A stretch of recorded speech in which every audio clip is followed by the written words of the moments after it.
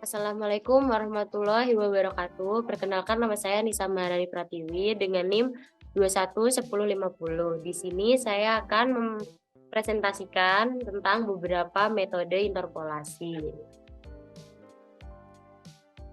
Interpolasi merupakan proses yang dilakukan dengan mengisi kekosongan data melalui metode tertentu sehingga dihasilkan sebaran data yang kontinu. Terdapat 4 metode interpolasi, yaitu Thiessen, IDW, Kriging, dan Spline. Selanjutnya yaitu penjelasan dari metode interpolasi itu sendiri. Yang pertama yaitu metode Thiessen. Metode ini memperhitungkan bobot dari masing-masing stasiun yang mewakili luasan di sekitar. Sedangkan yang kedua adalah metode IDW. Metode interpolasi ini dapat memperkirakan suatu variabel pada lokasi yang tidak diketahui dengan menggunakan rata-rata tertimbang dari data yang sudah diketahui di sekitar lokasi yang diketahui.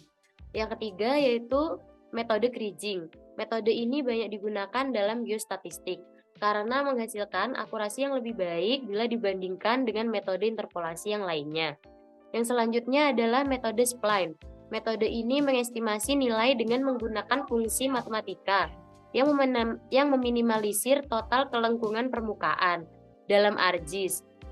Interpolasi spline ini termasuk dalam fungsi radial dasar atau base function radial atau biasa disebut dengan RBF.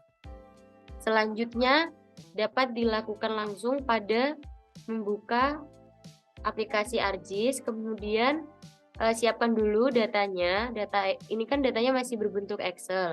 Kemudian pilih file, lalu klik export. Setelah itu bisa pilih change file type, lalu pilih yang CSV.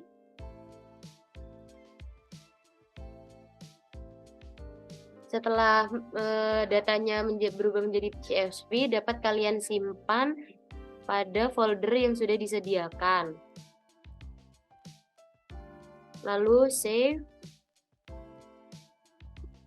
Karena ini sudah berbentuk CSV, lalu langsung buka lagi ArcGIS-nya, lalu kalian bisa lakukan klik kanan pada layers, kemudian properties, pilih WGS 1984 yang 49S, lalu klik OK.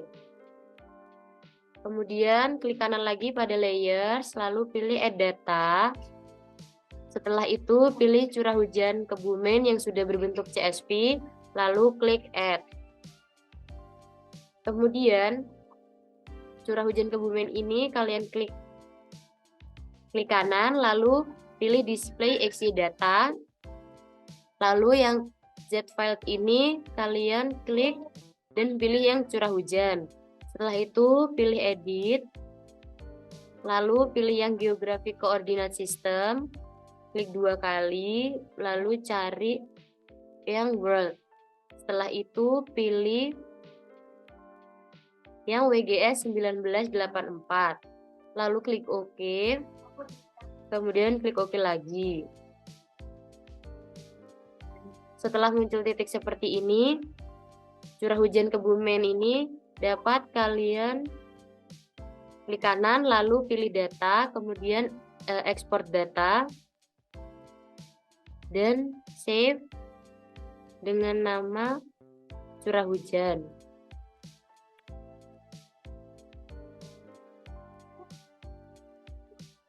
Lalu save, lalu klik OK. Setelah itu, bagian yang sudah tidak digunakan ini dapat diklik kanan, lalu di remove. Setelah sudah hilang, kemudian curah layers ini kalian klik kanan lagi, lalu add data, kemudian pilih administrasi kecamatan dan klik add. Agar terlihat semuanya, administrasi kecamatan ini bisa kalian klik kanan lalu zoom to layer. Setelah itu, setelah terlihat semua seperti ini, klik kanan pada curah hujan, kemudian pilih properties. Nah, setelah itu klik ini udah pilih label ya, karena ini sudah label, kemudian bisa dicentang yang label feature in this layer. Setelah itu label fieldnya pilih yang stasiun, lalu klik OK. Nah, setelah muncul nama-namanya seperti ini, selanjutnya yaitu yang kalian klik search, kemudian pilih atau ketik Thiessen, lalu enter. Yang selanjutnya setelah dicari Thiessen, lalu pilih yang Create Thiessen Polygon. Setelah itu di input picture ini kita masukkan data curah hujannya. Kita tunggu. Nah, setelah muncul seperti ini, lalu save dengan nama Thiessen, lalu klik save, lalu environment, kemudian pilih processing extent, pilih yang administrasi kecamatan, terus dicari lagi raster analisis, bagian mask ini juga diisi administrasi kecamatan, kemudian oke, lalu klik oke lagi. Nah, seperti ini. Terus Thiessen-nya ini bisa kalian no color. Nah, kurang lebihnya seperti ini. Kemudian mungkin ini bisa kita silang dulu. Nah, setelah itu selanjutnya kita akan melakukan clip dari data Thiessen tersebut. Klik clip, kemudian Thiessen-nya ini kita masukkan ke data input features. Terus administrasi kecamatan ini kita masukkan ke clip features. Setelah itu kita beri nama Thiessen clip, lalu save, lalu environment, lalu processing extent. Extentnya diisi sama seperti tadi, yaitu administrasi kecamatan. Kemudian raster analisisnya juga diisi tentang administrasi kecamatan, lalu oke, lalu klik oke lagi. Gambarnya kurang lebihnya seperti ini.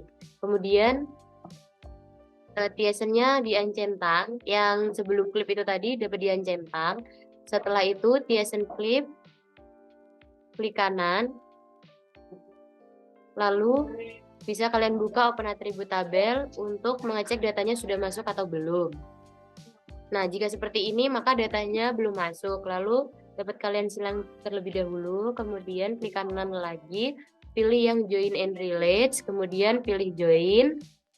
Kemudian di yang nomor pertama ini, yang di choose ini, pilih yang FID. Kemudian di yang nomor 2 itu diisi curah hujan. Terus yang nomor 3 juga diisi FID. Kurang lebihnya seperti ini. Lalu klik OK. Setelah itu, Thiessen clip-nya klik kanan lagi, lalu buka lagi open attribute tabelnya. Nah, jika seperti ini, maka datanya sudah masuk. Kemudian, klik yang table option ini, terus pilih yang add field, terus name-nya kita ganti dengan nama luas. Dengan type-nya kita pilih yang double. Setelah itu klik OK, lalu muncul yang Thiessen clip luas ini, klik kanan, pilih calculate geometry. Setelah itu propertinya diisi area, yang units ini kita isi hektar. Setelah itu klik OK. Nah, jika seperti ini maka datanya sudah masuk. Lalu silang aja.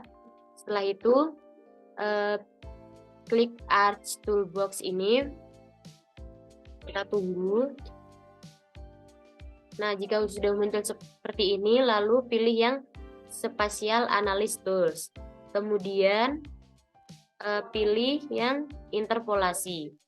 Kemudian yang pertama ini saya akan memberikan tutorial tentang IDW. Bisa klik 2 kali yang di IDW, kemudian jika udah keluar seperti ini, lalu yang di input point features ini kalian masukkan data curah hujannya. Kemudian Z value-nya ini kita masukkan juga curah hujan. Setelah itu kalian bisa save dengan nama idw.tif. lalu klik save. Setelah itu environment, processing extend. Extendnya diisi seperti tadi, yaitu administrasi kecamatan sama yang raster analisis. Raster analisis ini juga mesnya diisi tentang administrasi kecamatan. Lalu klik OK, kemudian OK lagi, dan kita tunggu. Nah, jika pada ini udah muncul seperti ini, lalu Pearson-nya ini bisa diancentang, administrasi kecamatannya juga bisa diancentang, dan kemudian seperti ini kurang lebihnya untuk metode IDW. Setelah IDW, lalu klik lagi Arch Toolbox-nya ini, kemudian pilih yang kriging. Setelah itu curah hujan kita masukkan ke input point features, lalu Z value-nya kita ganti lagi dengan curah hujan. Kemudian save dengan nama kriging.tif. Lalu save, lalu klik environment, lalu processing extend ini yang extendnya kita isi administrasi kecamatan, dan raster analisisnya juga kita isi administrasi kecamatan. Lalu klik OK, lalu OK lagi, dan kita tunggu hingga muncul seperti ini. Kurang lebihnya ini adalah metode kriging. Setelah itu kita klik lagi Arch Toolbox-nya, lalu kita pilih yang supply. Lalu kita masukkan data curah hujan ke input point, kemudian yang Z value kita ganti curah hujan lagi. Selanjutnya save dengan nama supply.tif, lalu save, kemudian pilih environment lagi, kemudian processing extendnya kita pilih yang administrasi kecamatan sama seperti tadi, dan raster analisisnya juga kita pilih yang administrasi kecamatan. Lalu klik OK, kemudian OK lagi, dan kita tunggu hingga menjadi seperti ini. Setelah itu pilih yang search lagi, lalu cari yang kontur. Setelah itu pilih yang kontur 3D analisis. Kemudian yang bagian input raster ini bisa kalian masukkan salah satu, bisa supply, bisa kriging ataupun IDW. Di sini saya akan menggunakan yang IDW. Jadi kita seret dan masukkan ke dalam input raster. Kemudian untuk kontur interval ini bisa isi angkanya terserah yang kalian inginkan. Di sini saya isikan 5. Kemudian save dengan nama kontur, lalu klik save, pilih environment, processing extendnya diisi lagi dengan administrasi kecamatan, dan raster analisisnya juga diisi dengan administrasi kecamatan.